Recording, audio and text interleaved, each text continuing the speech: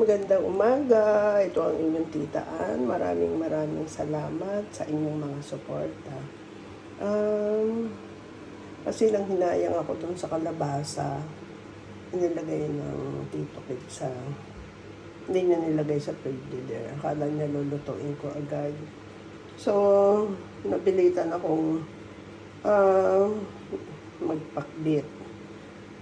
Ako ay merong... Ayan, yung ating okra na nabili dun sa ano. At dahil sa walang sitaw, ito na lang beans. Ayan, okay naman yan. Ay, nawala. Ang hirap talaga sa titaan. Ayan, yung ating beans. At napilitan ako kunin yung ating talong. Ayan, kumuha ako ng... Ito, nalaglag nung pinutol ko yung talong. Marami pa dong mahaba, pero yan lang yung ano, kasi nanghihinayang naman din ako. Ayan. At kanina, kasi dinala ko na yung box kanina para makarating na sa Pinas. Bumili ko ng bagoong. Lalagay ko sa pakbit. Lalagyan natin ng konting baboy.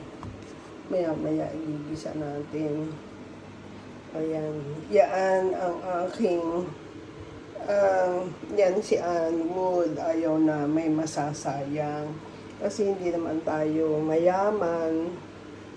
Pero gustong tumulong sa mga kapwa Pilipino at kahit hindi Pilipino, basta susuporta sa ginagawa ni Ann Wood. Ayan. Yung aking pinaksiyo kanina, pinapatuyuan ko pa.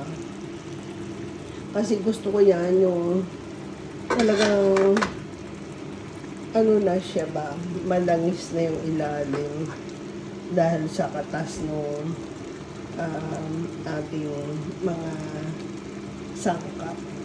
Nilagyan ko siya ng kamatis. Talaga namang super sarap siya mamaya. Ngayon, natutuyuan na lang yan. Masarap. Masarap talaga. Tinikman ko na yung ano niya. Patuyo. Gusto ko kasi siya yung ano yung talagang wala nang sabaw. Kaya low fire. Para hindi at sariwa naman ng ating isda, kaya masarap. Ayan.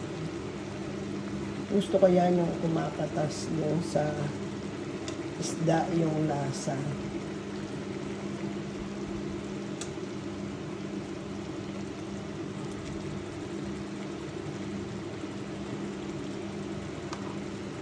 Ganyan tayo. Ayan. Maraming salamat sa inyong mga suporta dahil para sa inyo ang ginagawa ko. Maraming salamat. Subscribe mga... Ayan na, nilagyan ko. Ginisa ko yung sibuyas, bawang, kamatis, at saka yung ating karne ng baboy. At tapos, nilagyan natin ng 2 kutsara ng bagoong na alamang na binili ko na nasa bote. Kaya masarap siya. At sinama ko na yung talong. Ayan yung ating beans at ang okra. Hayaan lang natin yung ating gata ay maluto. Ayan, nilagyan ko siya ng gata kasi masarap siya na may gata. Ayan. Talagang ang ating talong, alam nyo na, kinuha ko sa halaman ng titaan.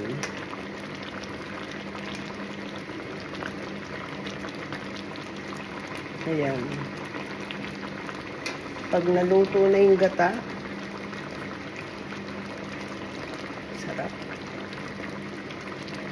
Tama-tama lang ang alat niya. Hindi siya maalat kasi 2 kutsara lang.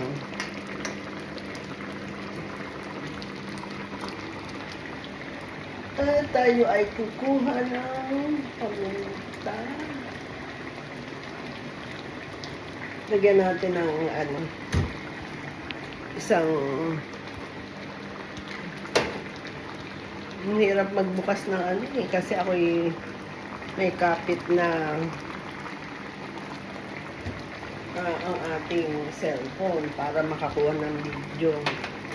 Kaya lalagyan na lang natin ng paminta para maanghang. Si Anwood mahilig sa spicy. Kaya mas maanghang, mas masarap, mas healthy. Yan ang sikreto ng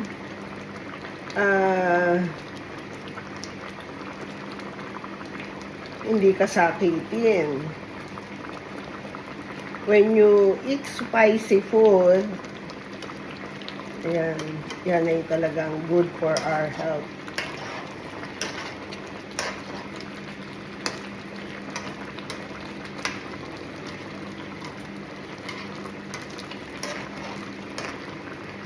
Yung ating stove ay low fire. Kasi itong aming kahit nasa low fire pa rin, malakas pa rin. Kaya para iwas na ang ating pagkain ay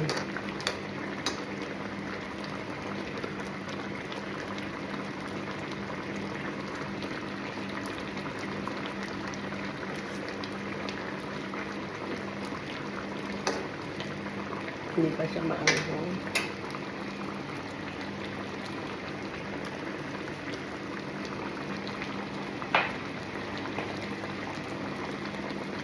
Ayan, ang paglalagay ng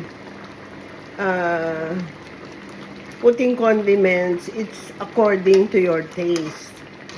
Anne would love spicy foods. That's why I add more of the ground pepper.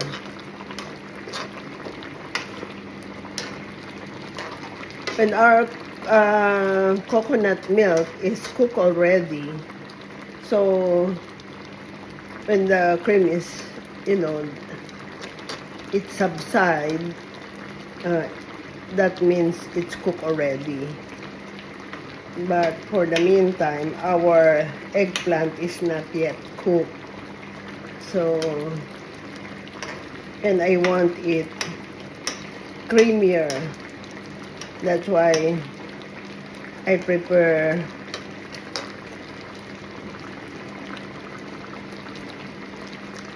to put the coconut milk. You can also cook this kind of recipe without the coconut milk. That is as you wanted.